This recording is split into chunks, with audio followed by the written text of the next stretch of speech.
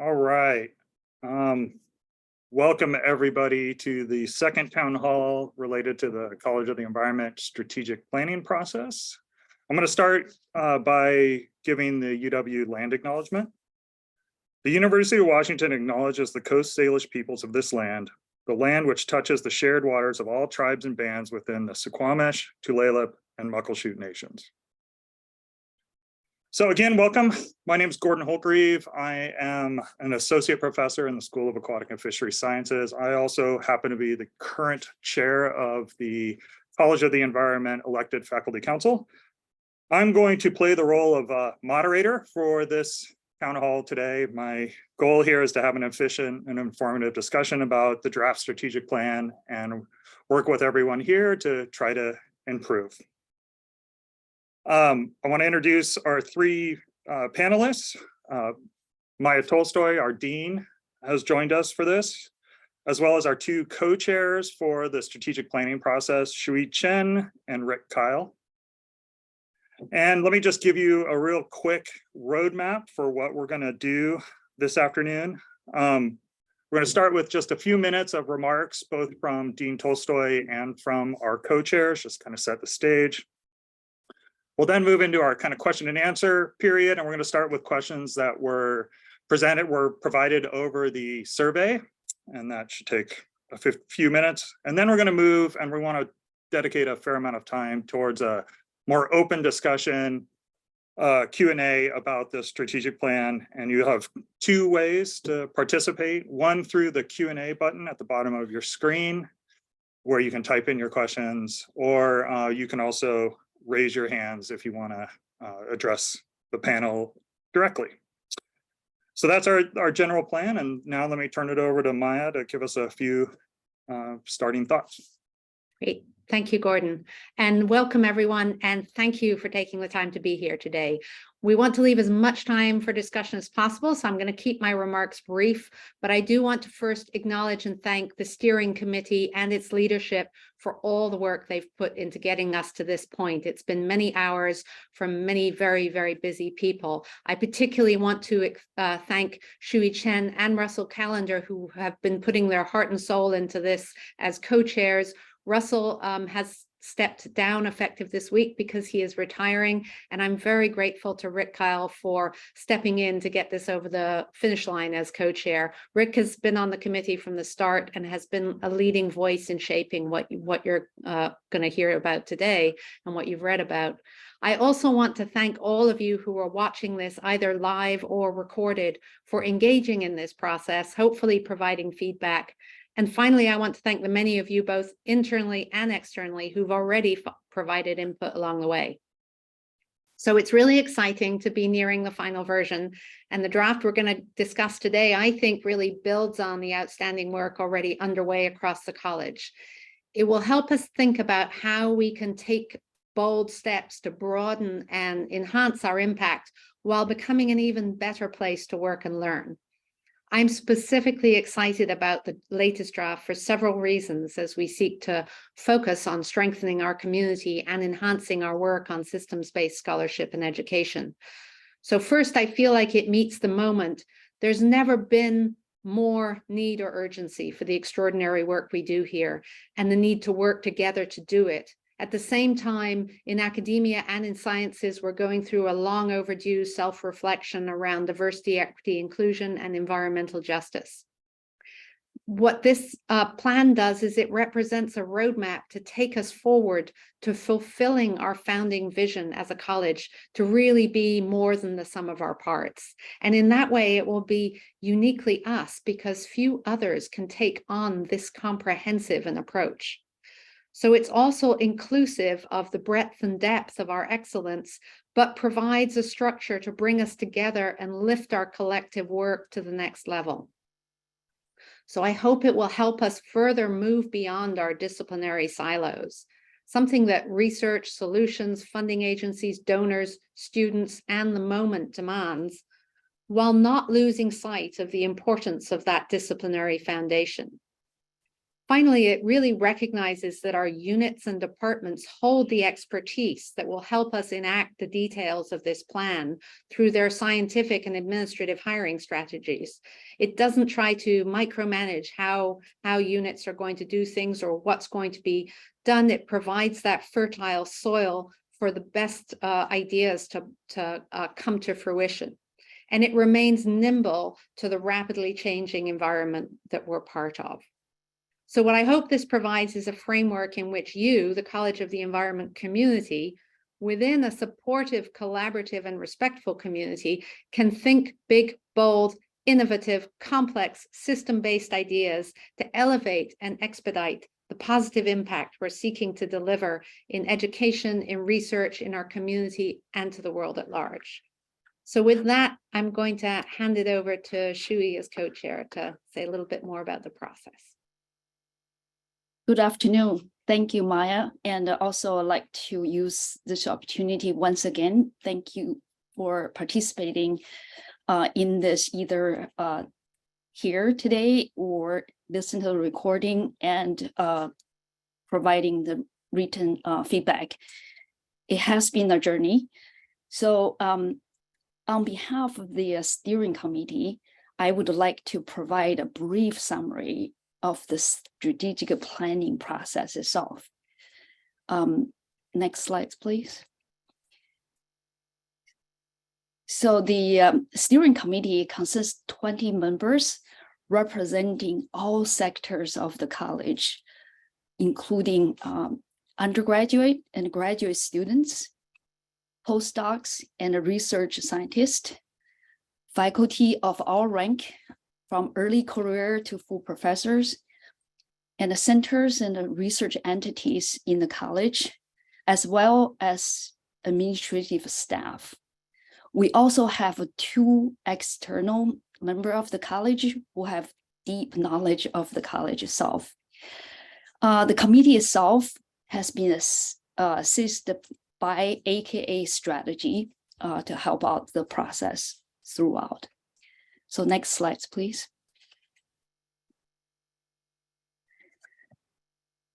The process itself started back in May 2022. At the start, we have interviewed over 100 people from both within the college and outside of the college. That input from the grassroots formed this initial strategic planning framework. And we then presented this framework to the college in November last year. And we solicited your input.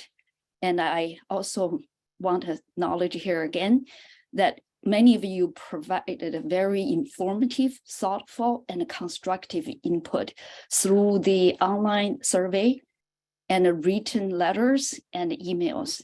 Thank you. And your work then lead to the next part of the committee's work. We took all in and drafted the strategic plan over the last several months.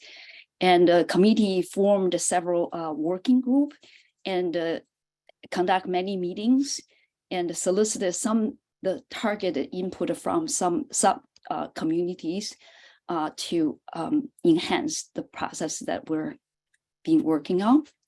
So here we are today. We have a draft of a strategic plan that we sent it out. And again, we use this town hall's opportunity to solicit the input from all of you through both, again, online survey. And many of you also submitted emails and letters and really active participation that we really appreciate. And we would like to hear from you today. With that, we will move on to the last completion phase. And this part, the plan that we'll finalize with your input today, depend on how much input we get and how much change we do need based on your input. So we're hoping to complete this process in the coming months, but it could take longer if the input we get will lead to major changes. Again, I want to thank everyone to participate in this process. and the feedback. So I want to finally mention that we want to emphasize this draft you have, or eventually final plan, will be a living document. The strategic plan will provide a guidance for implementation in the next 5 years. And we are really like to see this as evolving process, adapting to the change in the coming years. So with that, I'd like to turn over to Rick to talk about strategic plan on the high level process. Thank you, Shuyi, and thank you, Maya. My name is Rick Kyle. I'm new to the Oversight Committee, but I've been on the Formation Committee all along, and all of us thank you for being here today. It's wonderful to get everybody here and hopefully get some really useful feedback in this particular strategic plan. And I want to say that each of us is in a unit within the college, and each of our units is pretty amazing. Each of us and each of our units do really wonderful things. And so you might wonder why the college exists or why the college needs a strategic plan. And I would flip that question and ask, what can the college do for you? What can the college do for me to make coming to UW and conducting my research and performing my teaching a more enjoyable and enriching and rewarding process for both me and all of the clients I serve, the client of assembling new knowledge, the client of a student in my class, the client of everybody in the earth who relies on scientists to improve our situation. And the strategic plan hopefully really empowers us to be better than we are in a way that really feels good from the inside, so to speak. So our strategic plan, next slide, is broken up into visions, a mission statement, and some goals. So if we could get to the next slide there, you guys would see our vision and our mission statement, with which speak to who we are and where we want to go in pretty broad terms, and they're important. We felt it was very important that these things be simple and somewhat classic, and that they define broadly who we are and where we want to go. But the meat of a strategic plan is actually in the goals. And so the next slide shows the two goals. Our first goal is very introspective. It is to create a team that's better than each of the players. And in a college, that means each of the units is excellent in and of themselves. But when we play together as a complete team, could we win a championship? Could we solve major crises facing the globe, facing the earth? Can we think about science, education, the public policy, and embetterment all at the same time? And we can only do that when we play together. So the first goal is really about learning how to do that. If we were a sports team, we'd be passing the ball or assigning members who are going to go on the attack and things like that. And a strategic plan tries to do that. The second goal of the strategic plan then is to be outward facing. So we build our internal community, and then we take that excellence and we work on the outside to find the most compelling questions that need to be answered about the earth and about how humans interact with the earth, and find the collaborators we need in order to attack those questions. So our strategic plan is both internally focused and externally facing, but it lacks something.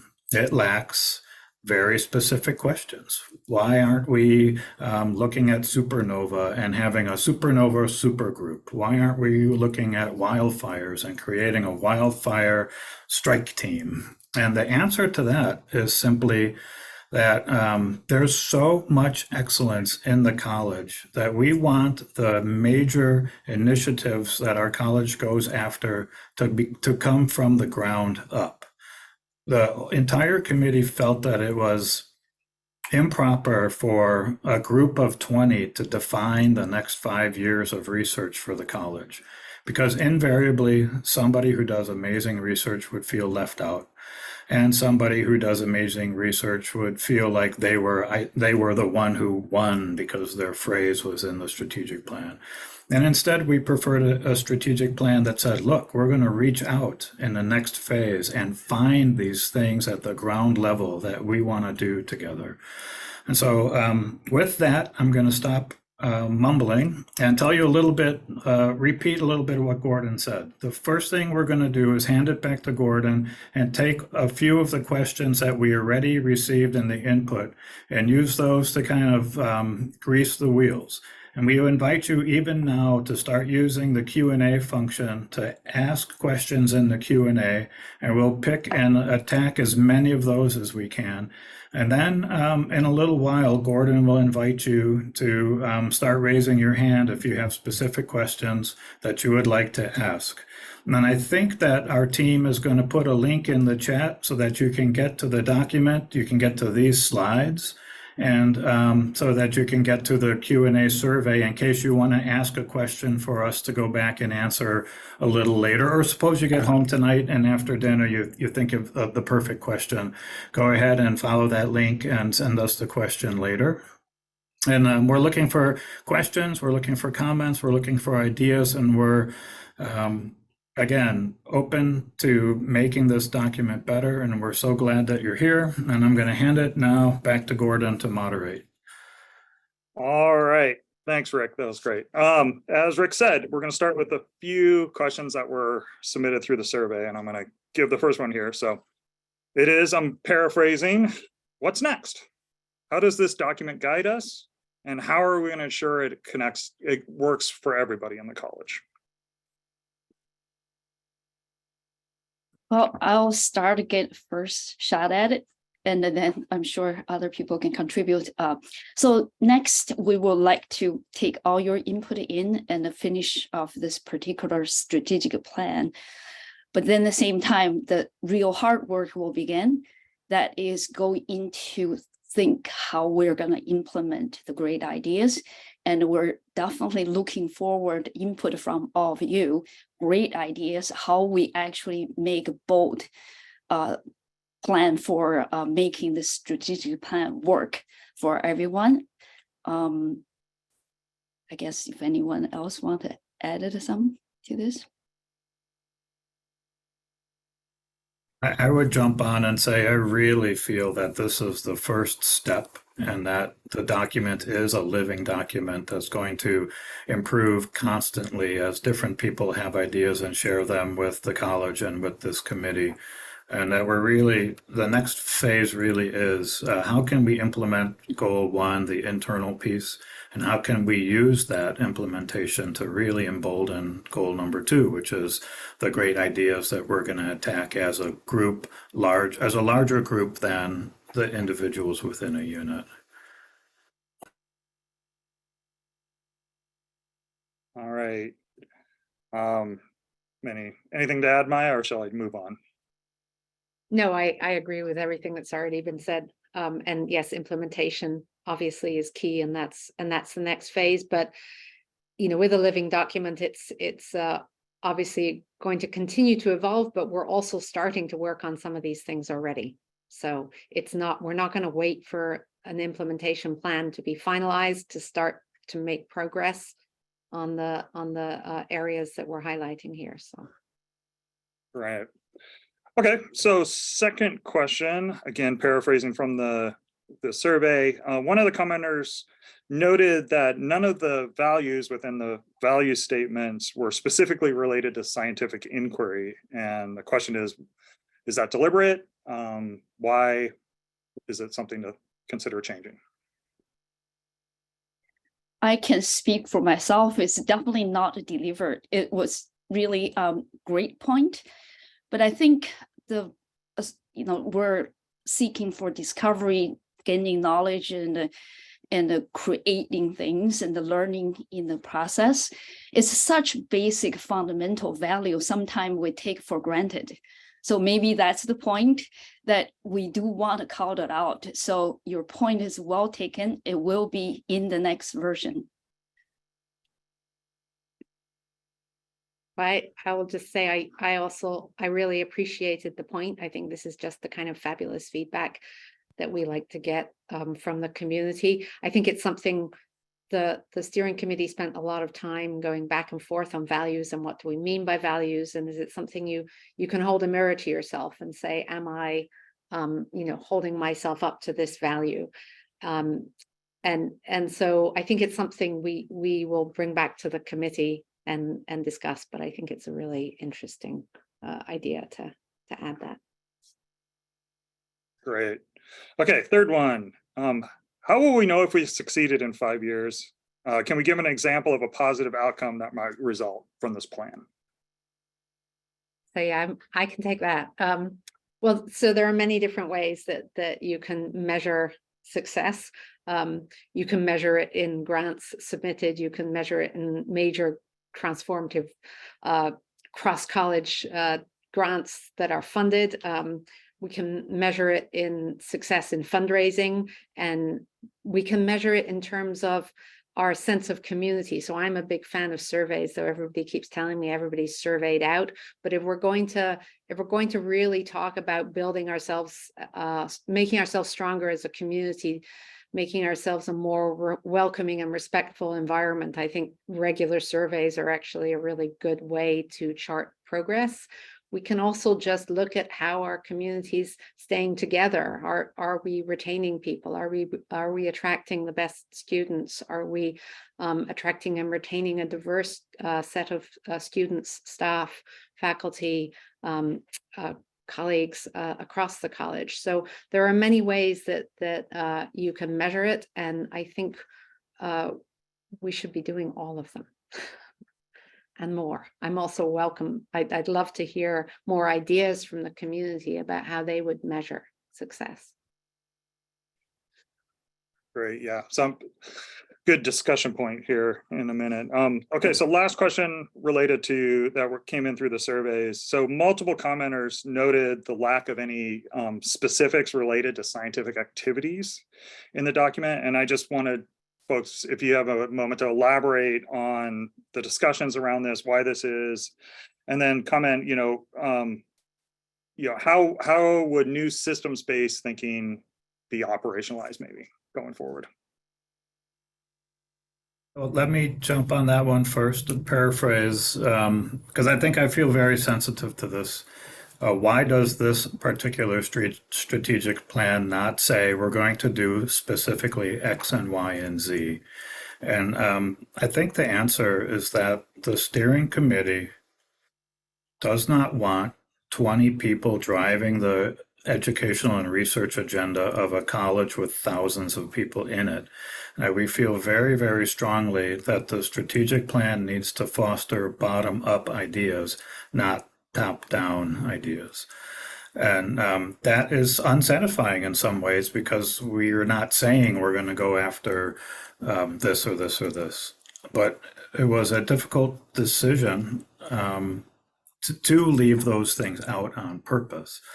And that's partly about trust. We are surrounded by National Academy of Science members, people who have won university and college and National Teacher of the Year awards, graduate students and undergraduates who've won extremely prestigious fellowships. We are surrounded by brilliance. And the goal of the strategic plan is to really help that community of people come forward with the very best ideas. We had a list, and I think that we talked about a bubble in the final version of this document that listed some of the really big ideas that many of us were excited about.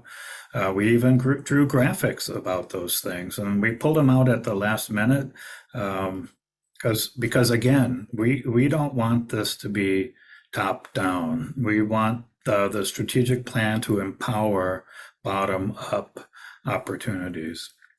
And then I have an example from my own life.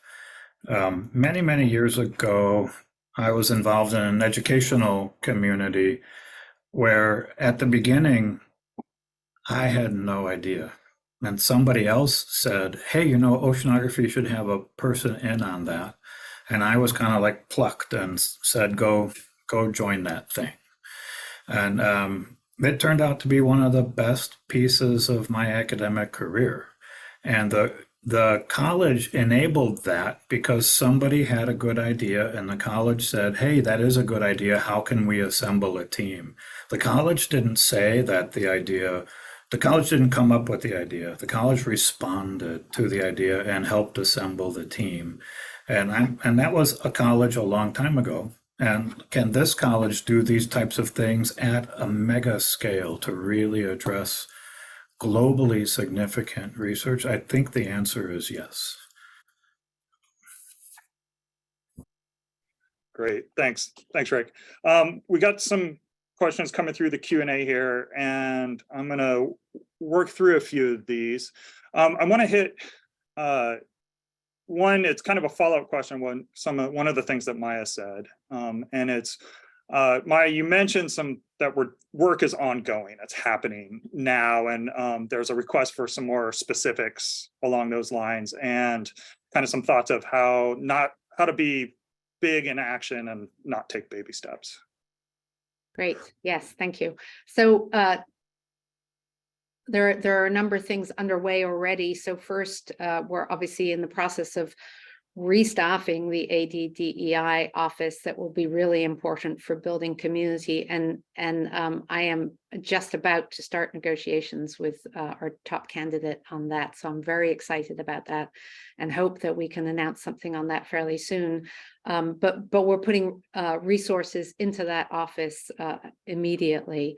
And that office is going to be really central in helping us build up our community around Goal 1 in particular.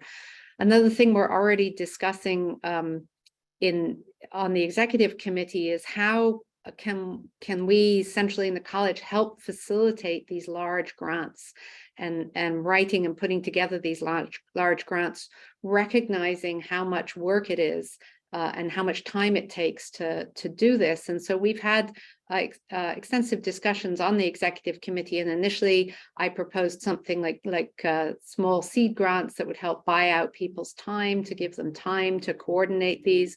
What I heard from the college leadership was that while that is helpful, something that might be even more helpful is having central support for writing and gathering writing and bringing together all the different pieces that the different PIs are putting together in a proposal like this, and providing administrative support and project management for putting together these really bold, ambitious grants. So we're in the process of coming up with job descriptions for how do we do that. So again, we're putting in resources, and then the implementation plan is going to help us figure out how do we attract those ideas. But I do think money and resources, both human resources and financial resources, are a good way of bringing people to the table, recognizing that we're all really time limited, that everybody's so incredibly busy. And so I think I got off track there. What was the question? It was about what are we doing now? All right. Okay. Yes. And there is also at the university level, the University Initiatives Committee of Deans is already starting to work on ideas for the next capital campaign. And I'm helping co-lead the climate action and adaptation one. And I think that obviously our college is going to be central to that. Our college is what gives the university real authority to speak on climate change and environmental justice and the major climate environmental challenges we're facing as a world. And so I am very optimistic and ambitious in terms of fundraising goals as well. So that work has been ongoing for a year already. And I think that our plan will fit nicely into that as the university thinks about more cross-disciplinary work across the university as well as across our college. Great, thanks. There's a few questions kind of touch on outreach and connection outside of the university. let's see, I'll grab a couple of sentences. Actionable science requires the research activity should be focused on actionable science that requires outreach communication with communities. What are our strategies to engage Native communities? A few more along those lines. So I guess the question really is how does this plan lead us towards connecting beyond the ivory tower, and are there ways to strengthen that?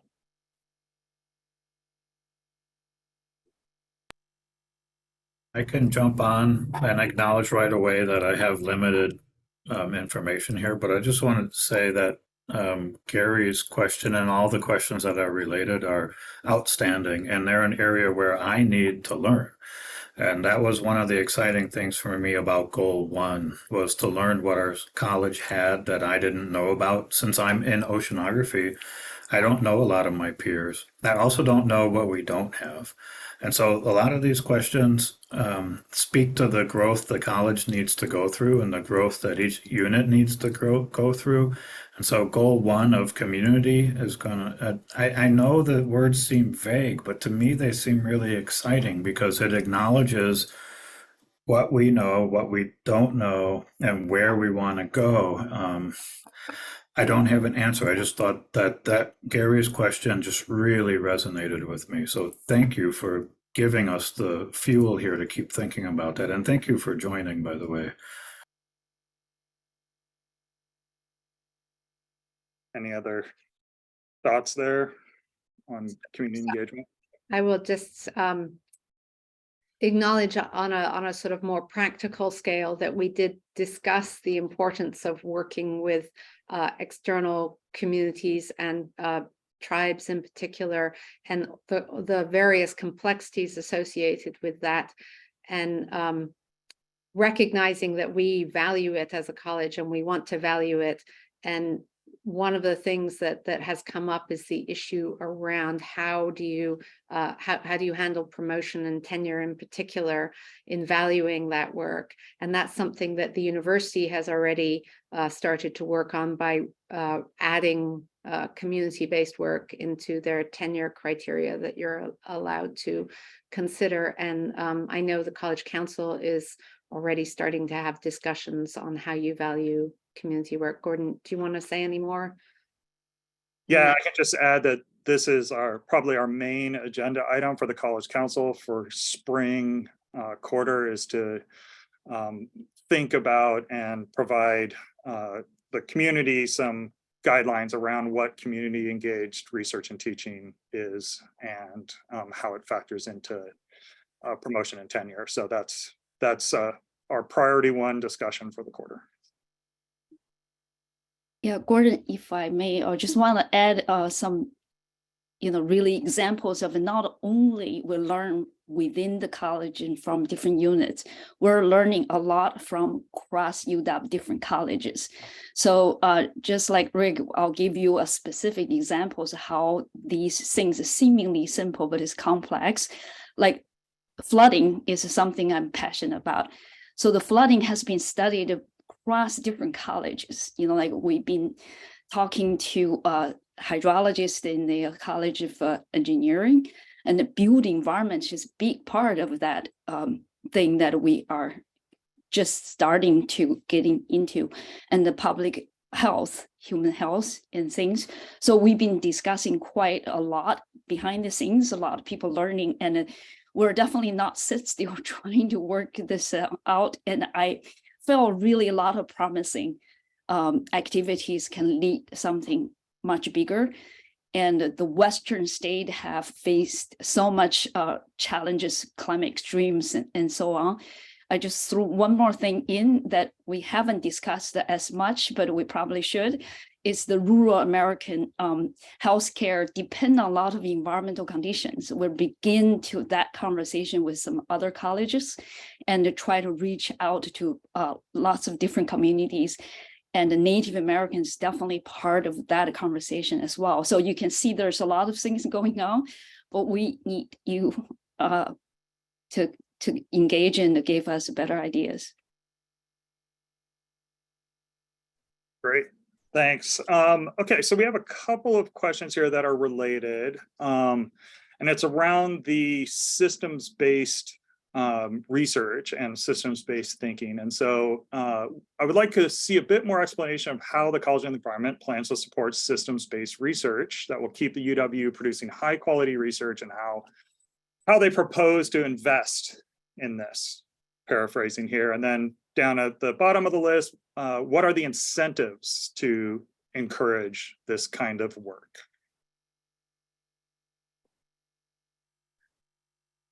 I can try on this one. Again, feeling a little out of my league and loving how tense the question makes me feel. We've been told that a lot of our colleagues around the country have college-based facilities to help with large grant writing or creation of graphics for large-scale grants, or people who can help structure budgets and things. That our college currently doesn't offer as incentives to make going after the really big question a little bit more fun and a little less daunting. So I do think that there are very practical examples across the country that our college can learn from quickly, in order to incentivize that risk taking. Yeah.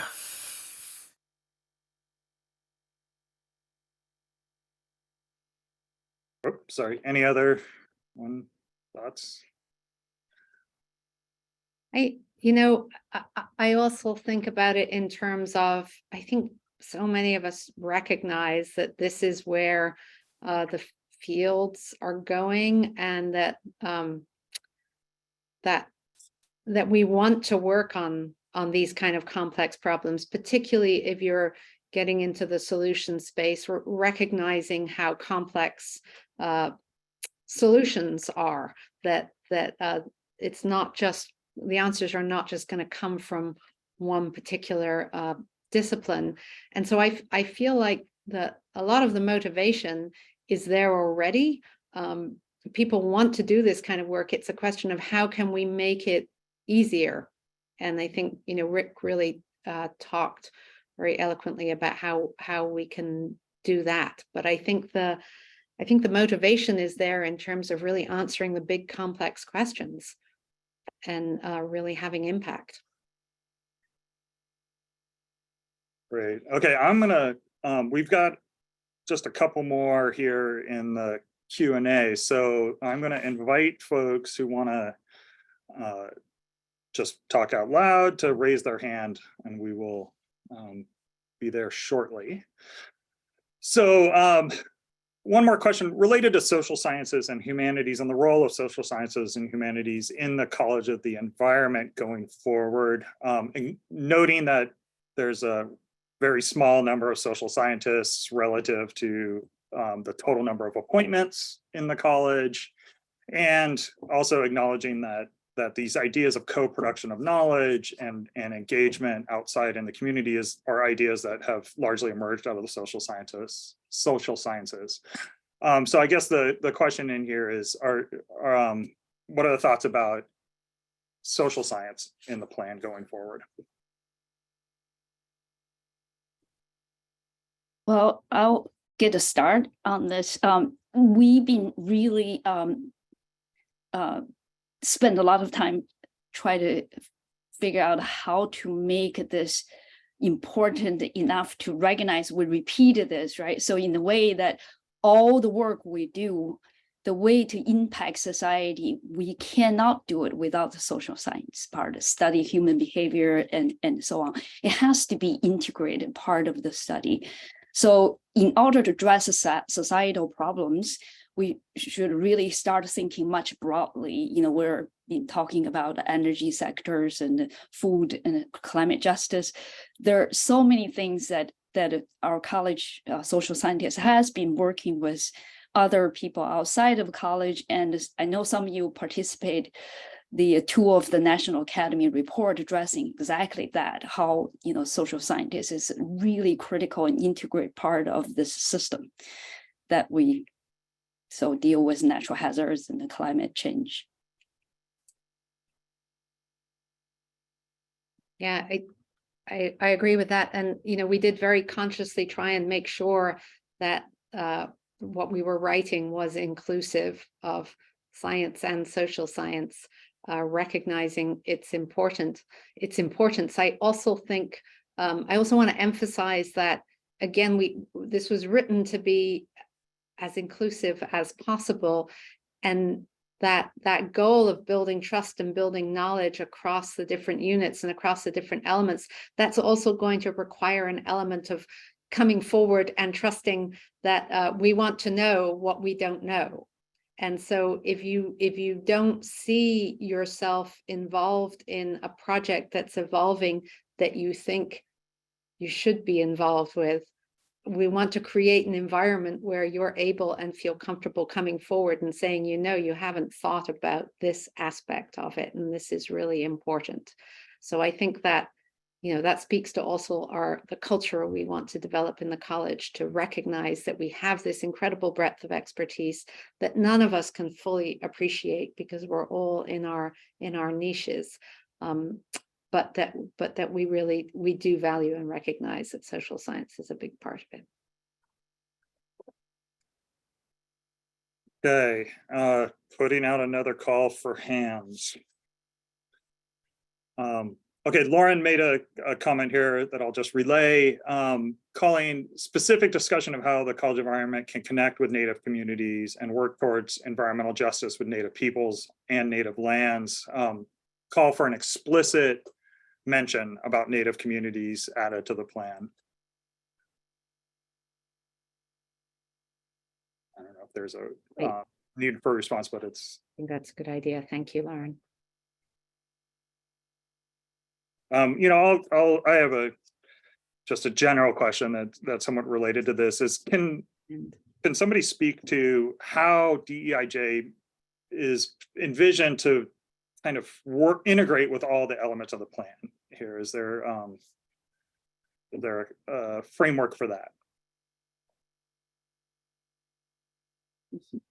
Yes, I can talk about it a little bit. I will note there is somebody with their hand up. So. Oh, good. I don't see that. I think it's Arthur. But so, Rick can talk about this too, because he was mentioning this earlier. But I think when we started with the plan, we really talked about the importance of having DEI woven into everything we're doing and not having it as a separate thing. And so I think that's something that we tried to recognize, that this just has to be part of everything we do. It has to be part of the culture. It has to be in the leadership. It has to be in every part of the college. Rick, do you want to say any more about that? Oh, sure. I think many of you know that I, as an individual in the School of Oceanography, have struggled a little bit to understand whether we want a person who's going to do that or whether we want to try and embed it within our culture. And the latter seems like the right thing to do. It's also so much harder. And I think the college has taken that same tactic. Like, we want equity and all of the other aspects of that, which we're all learning about constantly, to be a core component of everything the college does. And we never want the college to be in a situation where I can say, oh, that other person's supposed to take care of it. It should be part of our communal set of values and goals. And I've been sitting here reading the comments and thinking about metrics. Like, if we move to implementation next, are there metrics? And the metrics don't have to be assigned to that one system study we've just imagined. The metric gets assigned to the entire college. Has the entire college decided on and met goals in these spaces? And yeah, I really like the idea of trying to embed this, infuse the sense of equity and DEIJ into the entirety of all of the things we do, rather than allowing it to just sit in some office somewhere where people can conveniently ignore it. And I need help learning how to do that. Great. Sorry for folks with their hands up. I just figured out how this all works. So Arthur, I think you are first up, and can you please introduce yourself and then ask your question? Hello, my name is Arthur Knoll. I'm a professor in the School of Oceanography, and I have been here for many years. I would like to say that the committee has done a good work of moving forward, but I suggest there's some effort that's really got to go into it. And it starts off with the mission of the university, which is avowedly teaching, research, and service. I would ask, does the document reflect adequately what each of those words mean? What I usually find when I look at strategic plans of institutions, they focus on ideas and research, and they don't focus on the bread and butter, what really matters, which is we're here to teach and discover. We're not here as a research institution. And that value is, I think, a really important one to be included. But in looking at the three words, teaching, research, and service, I would ask within the college, which of those should, if I was to even order them, should they be in the order of teaching, research, and service? Or should they be in the order of service, teaching, and research, where service highlights a service to the outside community and a service within the university, notably being the most effective way of the upper administration being aware of the hundreds of us who live south of Pacific who aren't in medicine. And I say that because the college plays that unique role of advancing not only our how we are known outside, but even more so within.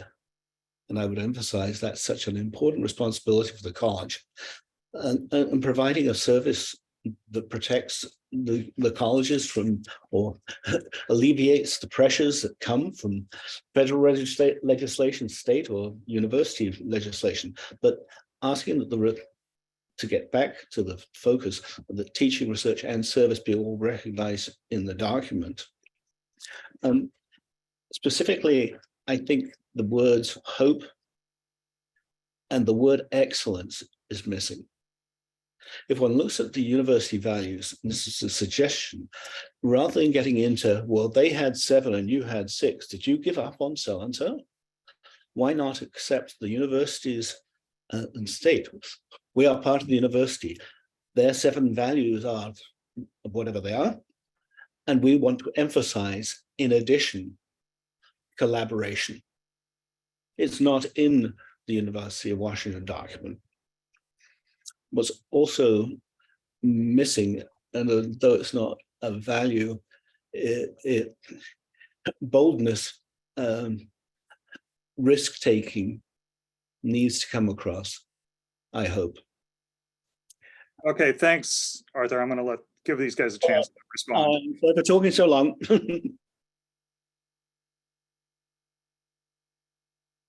Any thoughts or?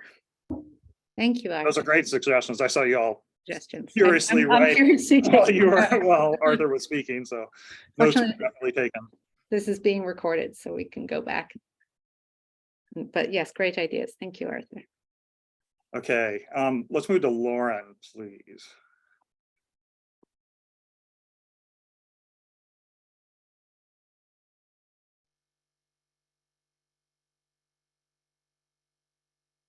Lauren, go ahead. I think you're good to go.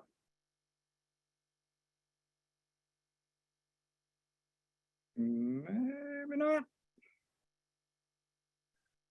Lauren's now muted. One more shot here.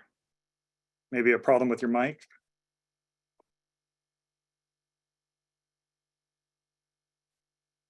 Sorry, Lauren, we can't hear you. I don't know if you're speaking or not. We'll try again.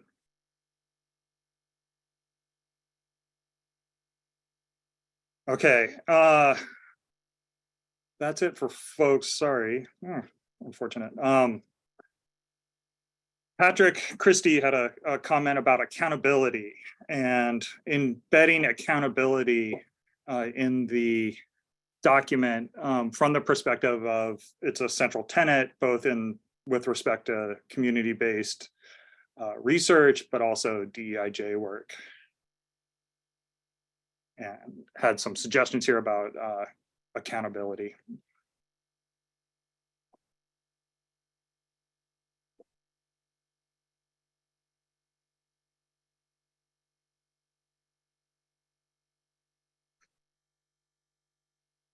Yeah, I'm just trying to furiously read that. I think it, it's a really important point, accountability. I think I have a feeling somebody earlier said maybe that would be a value. Was that Arthur that just said that? But yeah, that was also in there as well. Patrick has his hand up. Maybe Patrick wants to chime in real quick. Okay.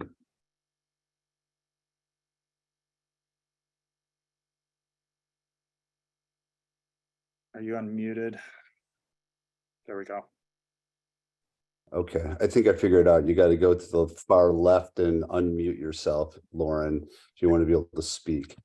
So that's a settings matter that you got to take. Anyway, I would like to just say that I celebrate the planning process, and I think I understand the notion of resisting the temptation to get too specific and to keep it inclusive and the like.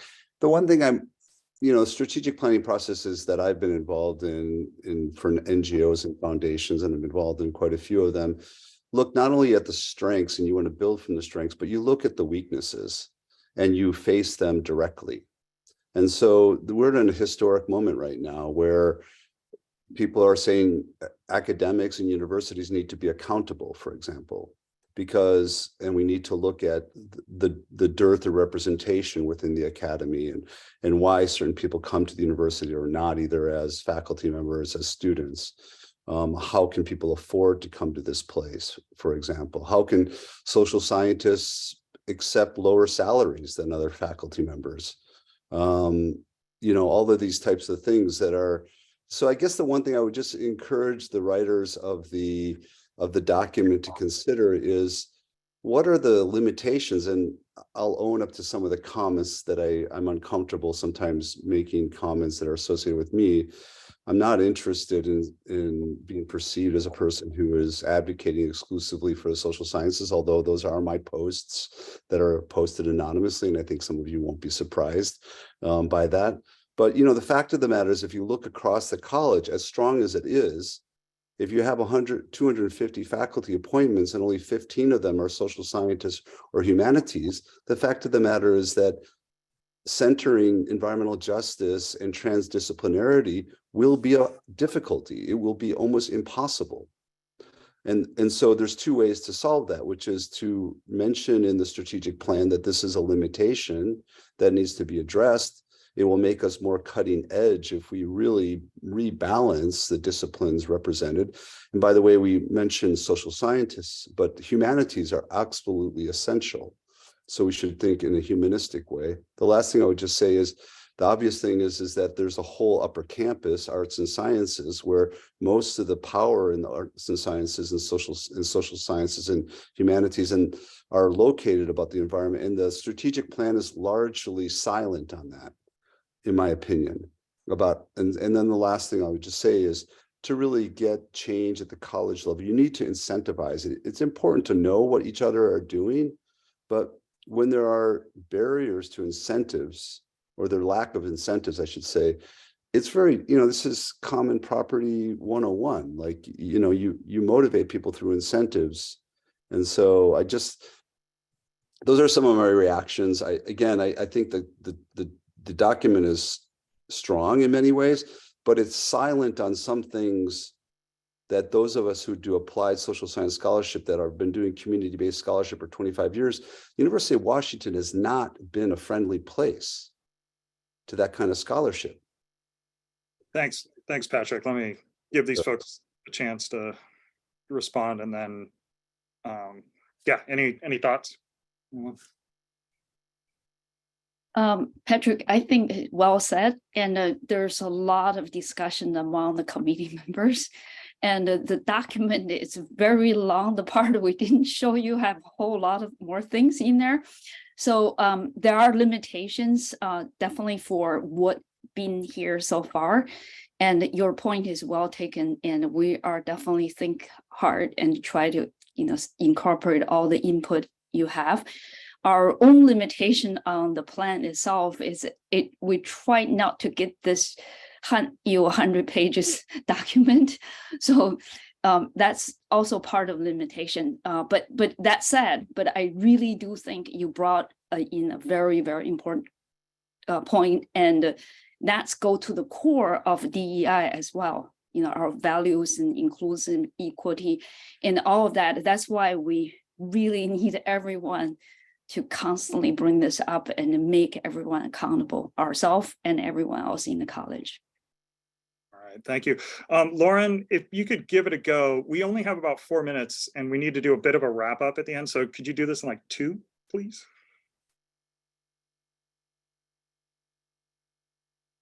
Although we're not hearing you currently.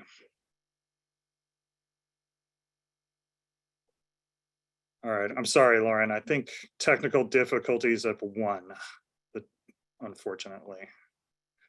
Okay, so we are essentially coming up on time, and I know Shui wanted to provide some kind of concluding thoughts here. So let me hand it over. Thank you, Gordon. And once again, I really want thank you. I can't say enough thank you for the input you already provided. And, we heard a lot today, and it's certainly giving us a lot more to think about, and also the online. So here's what we're going to do. The committee already planned to have a meeting on Thursday. So we're going to take it all in and work it in to our next deliberation of the plan, and try to think through how, this input emerge with what we have in place. And then at the same time, the online input part is going to be open for indefinitely. We'd like to hear as much as you have energy to provide. And then again, this is going to be a living document. I certainly encourage everyone starting now to propose as much specific bold plan as possible. So that will help our next phase in terms of a transition from the strategic planning to implementation. So did I miss anything, Maya or Rick? Yeah, we got a minute or two. So any last parting thoughts here? I'll just also say thank you to everyone for all your input and your thoughts, and really that you've clearly thought deeply about this and read the document, and we really appreciate it. I also want to give a shout out to the marketing and communications team, who has both put a lot of input into the document, into helping make it more readable and make it look better, but also into running this town hall. These things look like they just organize themselves, but actually it takes quite a bit of work. And so thank you to John and his team, and Monica and Will in marketing and communications. And I think that's it. Rick, anything? Okay. Yeah, well, thank you everyone for joining and for providing your input. You have an open invitation to keep it coming, hopefully before Thursday, because that's the next meeting. I encourage you to take advantage of it. Thanks, everyone.